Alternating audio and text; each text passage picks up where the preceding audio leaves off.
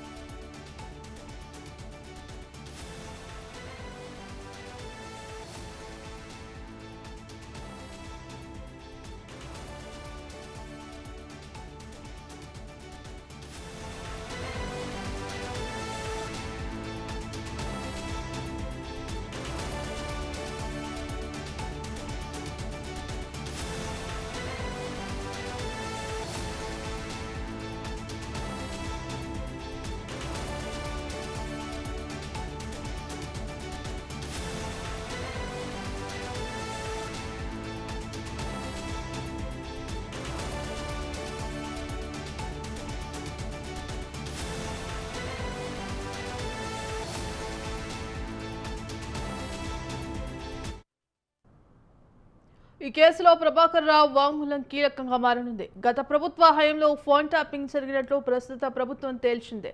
ప్రభాకర్ రావు చెప్పే విషయాలతో రాజకీయ పార్టీ నాయకులు ప్రమేయం తేలింది. ప్రభాకర్ రావు నోరు విప్పితేనే ఫోన్ ట్యాపింగ్ కేసు కొలిక్కి రానుంది.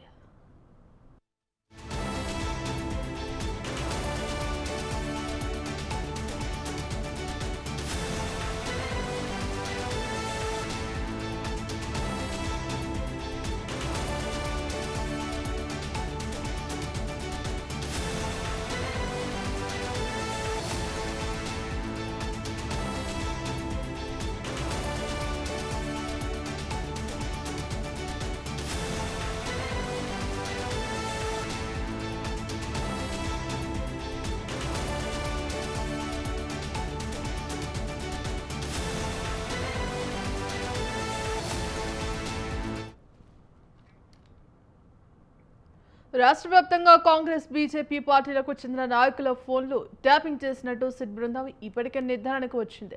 వందల సంఖ్యలో నేతలు, జర్నలిస్టులు ఒకేసారి మావోయిస్టులకు సహకరించారని ఎలా భావించారు? సహకరించినట్లయితే వారిపై ఎందుకు కేసులు నమోదు కాలేదు? ఇలాంటి ప్రశ్నలకు ప్రభాకర్ రావును విచారించిన 5 సార్లు సరైన సమాధానం చెప్పకుండా దాటివేసినట్లు సమాచారం. దీంతో దర్యాప్తుకి సహకరించడం లేదన్న విషయాన్ని సిట్ అధికారులు సుప్రీంకోర్టు దృష్టికి తీసుకువెళ్లే అవకాశం ఉంది. ఇవాళ కూడా మరికొంతమంది రాజకీయ పార్టీల నాయకుల స్టేట్మెంట్స్ ను సిట్ బృందం రికార్డు చేయనుంది. ఇందుకు సంబంధించి కంప్లీట్ అప్డేట్స్ మా కరెస్పాండెంట్ ఉషా అందిస్తారు. ఉషా,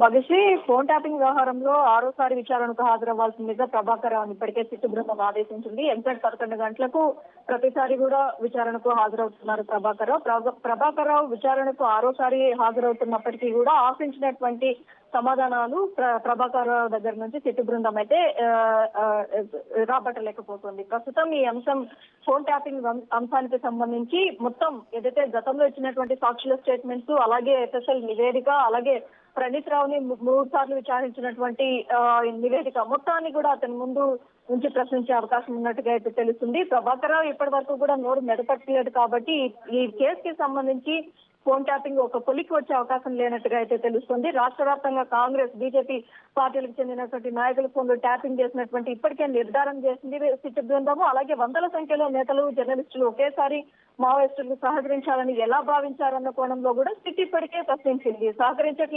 సహకరించినట్లయితే వారిపై ఎందుకు కేసులు, ఏదైతే నక్సలైట్లకి పార్టీ ఏదైతే కాంగ్రెస్ కి, బీజేపీకి సంబంధించినటువంటి నాయకులు సహకరించినట్లయితే వారికి సంబంధించి ఎందుకు కేసులు నమోదు కాలేదు అన్న కోణంలో కూడా ప్రశ్నించినట్టుగా అయితే తెలుస్తుంది. ప్రభాకర్ రావును విచారించినటువంటి 5 సార్లు కూడా సరైన సమాధానం చెప్పలేదు. ప్రశ్నలు ప్రతి ఒక్కదాన్ని కూడా వేస్తూ వచ్చారు. అలాగే పొంతనలేని సమాధానాలు కూడా చెప్తూ వచ్చారు. దర్యాప్తుకు సహకరించడం లేదని విషయాన్ని ఇప్పటికే సుప్రీంకోర్టు దృష్టికి తీసుకెళ్లే అవకాశం ఉన్నట్లుగా అయితే తెలుస్తోంది.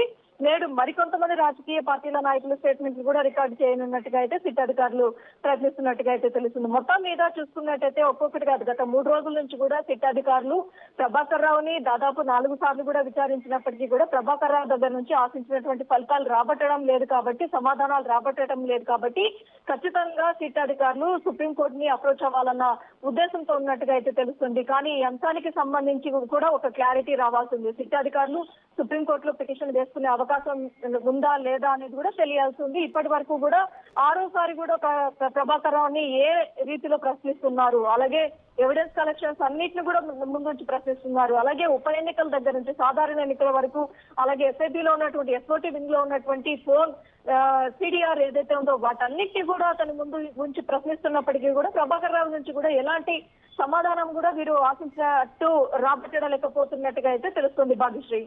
Right, thank you Usha.